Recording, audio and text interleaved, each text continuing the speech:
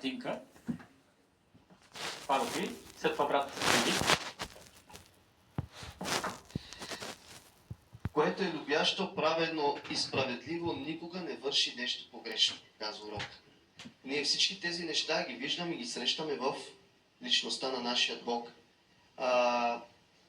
Истинската любов винаги изиска справедливост. Кой от вас би се оженил или омъжил за мъж и жена от любов, но в същото време да не изисква справедливост в брак. Постоянно да лъже партньора, дали ще бъде женат или мъжът, постоянно да се лъжете през целия си живот, а в същото време да твърдите, че се обичате. И питам, тази любов истинска ли ще бъде? При никакъв случай. При никакъв случай. Бог, когато сключва завет с нас, Той го сключва с огромна любов и милост. Но в този завет стои и Неговата справедливост. И Той казва, аз ви обичам, аз показвам милост към вас, аз знам, че вие сте направени от пръст, знам вашите слабости, но моля ви, придържайте се към това, което аз казвам. Защо казвам това? Защото и пророците с основание са отишли при хората и винаги са ги изобличавали. Защо? Защото Бог е любов, но и справедливост.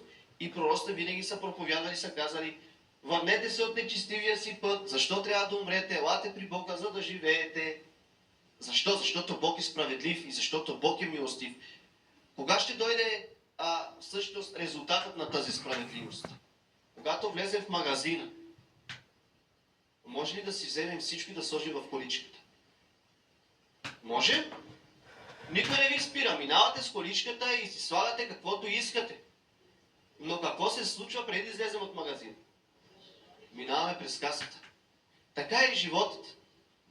Ние може да си правим каквото искаме. Но когато дойде Бог, ние ще трябва да минем пред съда.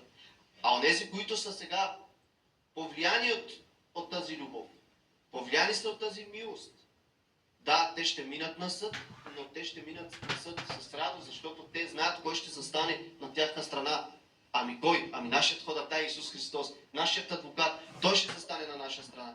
И така да продължим напред. Бог винаги е праведен, Бог твърде е добър, Той винаги е добър. Не трябва да забравим това. Благодаря ти много. Валентин Ангелов, след това сестра Латинка и ще се върнем към следващите раздел, защото няма да има време.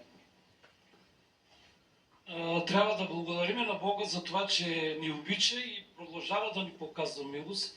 Аз оказвам много съществено нещо и брат Ризо, нека наистина да погледнем към Божията справедливост. Много пъти